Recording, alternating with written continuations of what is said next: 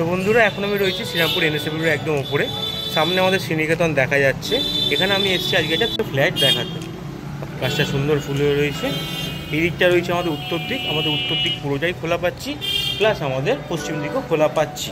বারান্দা মোটামুটি যা দেখছি 4 ফুট মতো চওড়া, 4 ফুট বাই 12 ফুট সামথিং মতো হয়ে যাবে। ওদিকে আমাদের ওয়াশিং মেশিনের পয়েন্ট কিন্তু রয়েছে।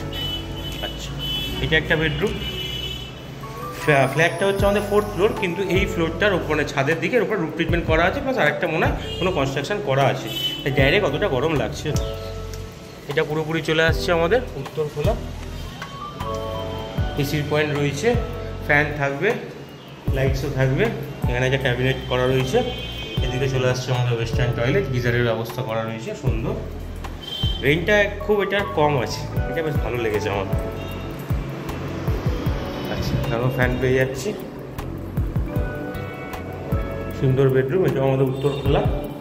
এসির পয়েন্ট এটাতেও আছে, সেম ভিউ।